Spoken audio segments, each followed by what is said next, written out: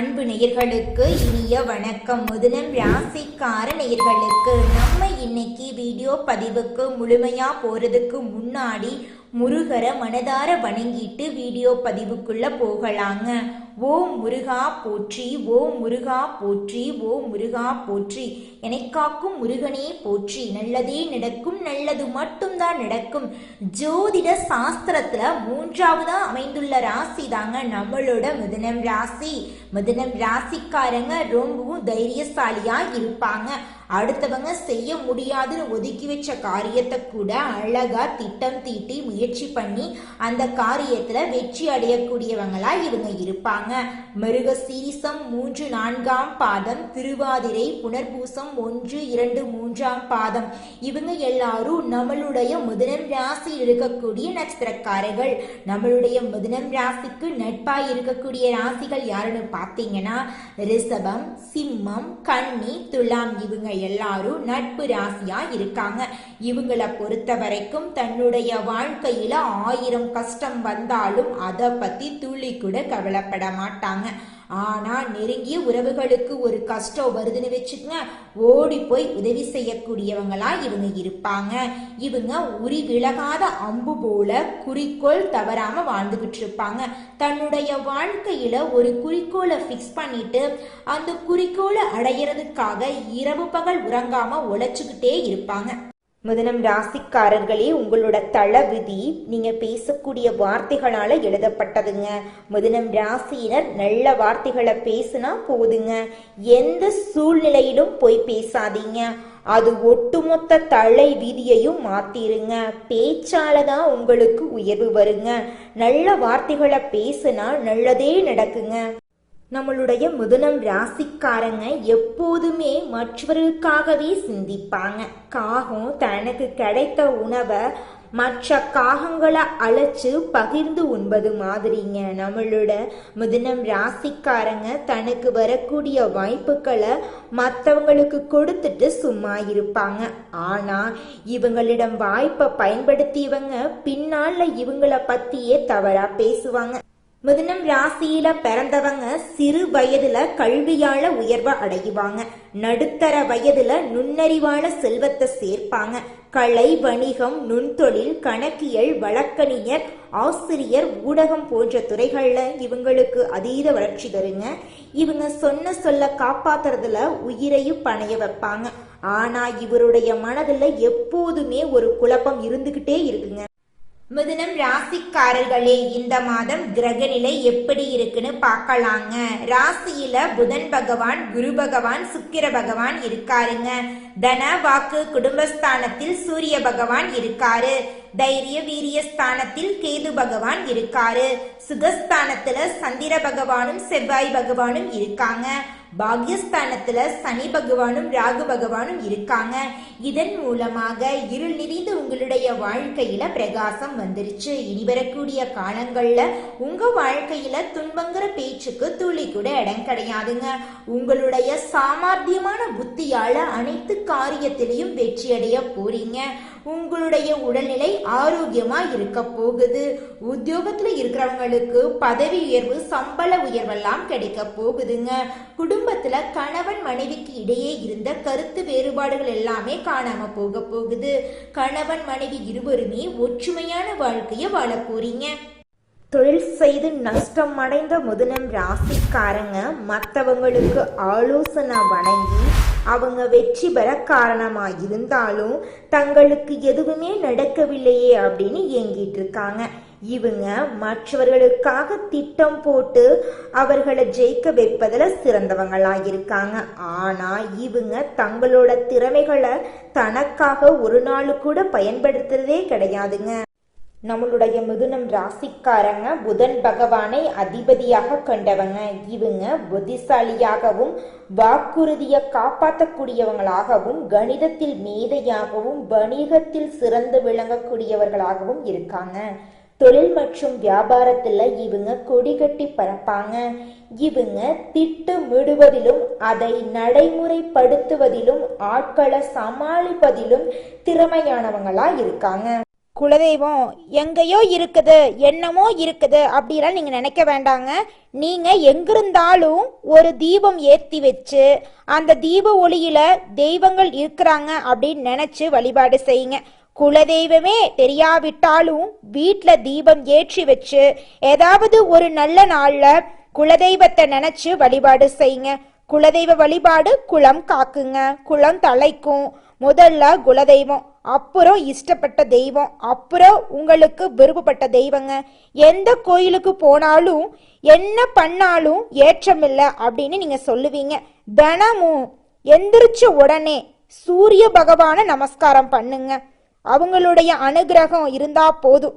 மற்ற கிரகங்கள் எல்லாம் சாதகமா இல்லைனா கூட பரவாயில்ல, அந்த சூரியனுடைய பிரகாசம் உங்க வாழ்க்கையவே பிரகாசமா மாத்திருங்க. அந்த வெளிச்சம் உங்களை வந்து சேருங்க. உங்க வாழ்க்கையில் இருக்கக்கூடிய கண்ணீரெல்லாம் கரைஞ்சு போயிருங்க.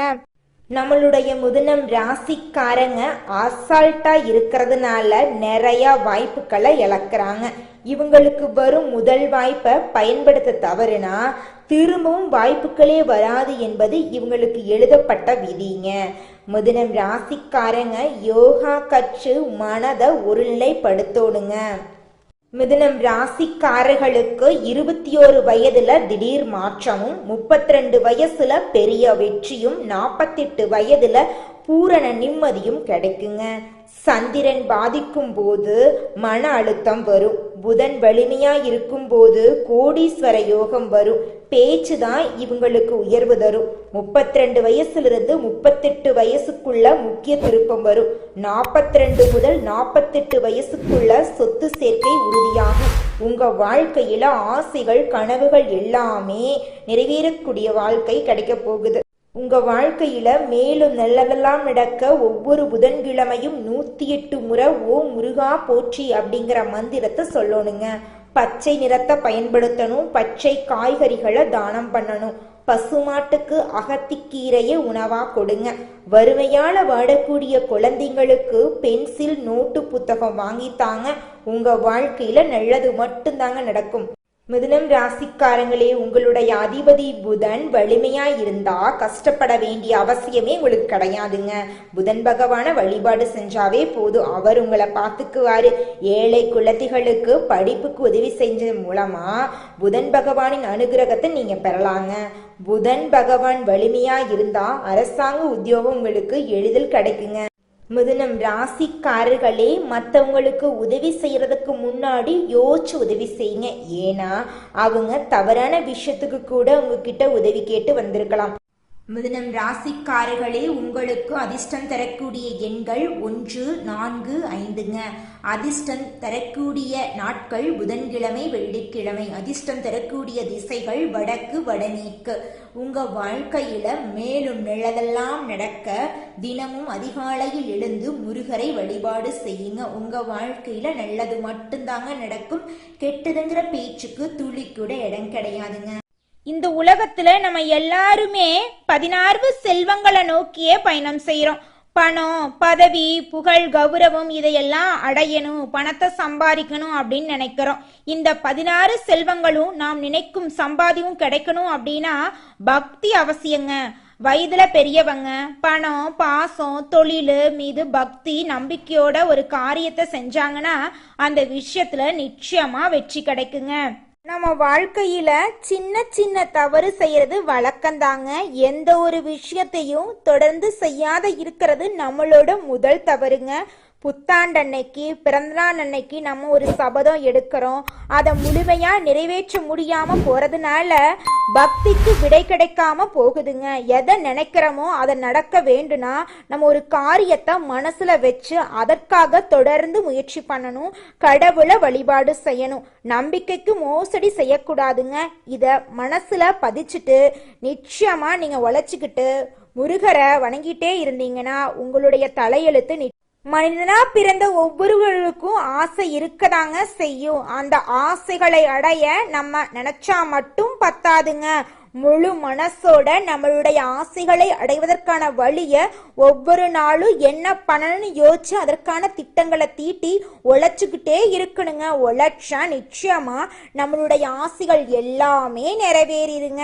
உங்க வாழ்க்கையில இனி வரக்கூடிய காலங்கள்ல உங்களுடைய அனைத்து ஆசைகளும் நிறைவேற போகுதுங்க. அப்படி ஒவ்வொரு மனிதனுக்கும் இருக்கக்கூடிய பொதுவான ஆசை என்னன்னு பார்த்தீங்கன்னா 16 செல்வங்களையும் அடைந்து வாழணும் அப்படின்னு தான் ஒவ்வொரு மனிதனுடைய ஆசையும் இருக்குதுங்க.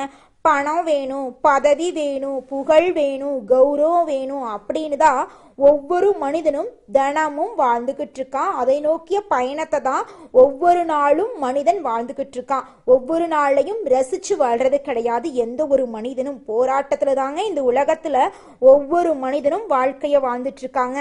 நீங்க இந்த மாதம் செய்யக்கூடிய பரிகாரம் என்ன பார்த்தீங்கன்னா, பண வீழ்ச்சி உங்க வாழ்க்கையில இருக்குது அப்படின்னா நீங்க செய்யக்கூடிய பரிகாரம் என்னன்னா, புதன்கிழமைகள்ல காயத்ரி மந்திரத்தை 108 முறை சொல்லிட்டு வாங்க. உங்க வாழ்க்கையில திருமண தடை இருந்தா வியாழக்கிழமைகள்ல குரு பகவான வழிபாடு செஞ்சுக்கிட்டு வாங்க. குரு பகவானுக்கு ஹோமம் நடத்துறது இன்னும் சிறப்புங்க. வியாழக்கிழமைகள்ல மஞ்சள் எடுத்து அதிகம் பயன்படுத்துங்க. மங்களகரமான மஞ்சள் பொருட்களை தானம் கொடுங்க. தினமும் நெத்தியில மஞ்சளிட்டு கொள்ளுங்க. மனக்கவலைகள் விலகி உங்க வாழ்க்கையில் நிம்மதி இரட்டிப்பாகுங்க. பசுமாட்டுக்கு அகத்திக்கீரை, பச்சை பயிறு, வெல்லம் கலந்து உணவா கொடுத்தீங்கன்னா நீங்க செஞ்ச பாவங்கள் எல்லாம் காணாம போயிருங்க.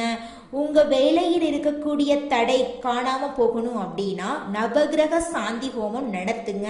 உங்க வாழ்க்கையில இந்த மாதம் நல்லது மட்டும்தான் நடக்கும். கெட்டதுங்கிற பேச்சுக்கு துளி கூட இடம் கிடையாதுங்க. மிதுனம் ராசிக்காரர்களே, புதன் பகவான் உங்களுக்கு கொடுத்த வரம் 2 இருக்குதுங்க. வாக்கு 1, புக்தி 1.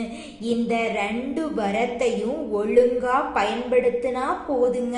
யாருமே தடுக்க முடியாத வளர்ச்சியை நீங்க வாழ்க்கையில அடைவீங்க. உங்களோட புத்திய உங்களுக்காக பயன்படுத்துங்க. உயர்வை நோக்கி பயணம் செய்யுங்க. நல்லதே நடக்குங்க. நல்லது மட்டும்தாங்க நடக்கும். ஆடி மாதம் அம்மன் வழிபாட்டுக்கு உகந்த மாதமா இருக்குதுங்க. இந்த மாதத்துல திருமணம் போன்ற சுபகாரியங்கள்ல நிறுத்திட்டு தெய்வத்திற்காக அர்ப்பணம் செய்யணுங்க. குலதெய்வத்தை வழிபாடு செய்யறது ரொம்பவும் முக்கியங்க. இந்த மாதத்துல செய்யக்கூடிய குலதெய்வ வழிபாடு ஈடு இணையற்ற பலன்கள் உங்களை வாழ்க்கையில கொடுக்குங்க. ஜூலை மற்றும் ஆகஸ்ட் மாதங்கள் உங்களுடைய வாழ்க்கையில ஏகப்பட்ட நன்மைகள் நடக்கக்கூடிய மாதமா இருக்குதுங்க. இந்த மாதம் வரக்கூடிய ஆடி 18 மிகவும் சிறப்பு வாய்ந்த விழாவாக கொண்டாடப்படுதுங்க. ஆடிப்பெருக்கு அப்படிங்கிறது நதிகளின் முக்கியத்துவத்தையும் நீர் வளத்தை போற்றும் நாளாக கொண்டாடப்படுதுங்க. ஆடிப்பெருக்கு நாள்ல தான தர்மங்கள் பண்ணினா உங்க வாழ்க்கையில புண்ணியம் சேருங்க. ஏழை எளிய குழந்தைகளுக்கு உங்களால முடிஞ்ச அளவுக்கு அன்னதானம் வழங்குங்க. ஒருவேளை உணவு அளிச்சிங்கன்னு வச்சுக்கோங்க, உங்க வாழ்க்கையில இருக்கக்கூடிய துன்பங்கள் மறைந்து உங்க வாழ்க்கையில இன்பங்கள் பெருகுங்க. அடுத்ததாக ஒவ்வொரு நட்சத்திரக்காரர்களுக்கும் இந்த மாதம் எப்படி இருக்குன்னு பார்க்கலாங்க. முதலாவதாக மிருகசீரிசம் 3, 4ஆம் பாதம் உங்களுக்கு இந்த மாதம் எப்படி இருக்குன்னு பார்க்கலாங்க. இந்த மாதம் பகைவரின் தொல்லை குறையும். நீதிமன்றத்தில் இதுவரைக்கும் அலக்கழித்த வழக்குகள் முடிவடையும். உங்கள் சொத்துக்கள் மீண்டும் உங்க கைக்கு வந்து சேரும். வியாபாரம் சிறந்து விளங்கும். வருமானம் பெருகும். பணம் கையில் சரளமாய் புரளுங்க. உங்களுடைய ஆசைகள் கனவுகள் எல்லாமே நிறைவேறும். திருமணமாக ங்களுக்கு திருமணம் நடக்கும். தொழில வருமானம் உயருங்க. உங்க வாழ்க்கையே அழகா இருக்குங்க. உங்க வாழ்க்கையில இனி வரக்கூடிய காலங்கள்ல துன்பம் அப்படிங்கிற பேச்சுக்கு துளி கூட இடம் கிடையாதுங்க. நிம்மதியான சந்தோஷமான ஆரோக்கியமான வாழ்க்கையை நீங்க வாழ போறீங்க. அடுத்ததாக மிதுனம் ராசி எடுக்கக்கூடிய நட்சத்திரம் திருவாதிரை. உங்களுக்கு இந்த மாதம் எப்படி இருக்குன்னு பார்க்கலாங்க. இந்த மாதம் சிலர் தங்களோட வசிப்பிடங்களை மாத்துவீங்க. அடிக்கடி வீடு மாறுவீங்க. பயணங்களின் போது கவனமா இருக்கிறது அவசியங்க. பயணத்தின் போது கைப்பொருள் தொலைந்து போக நேரிடுங்க, கொஞ்சம் பார்த்து கவனமா இருந்துக்கோணுங்க.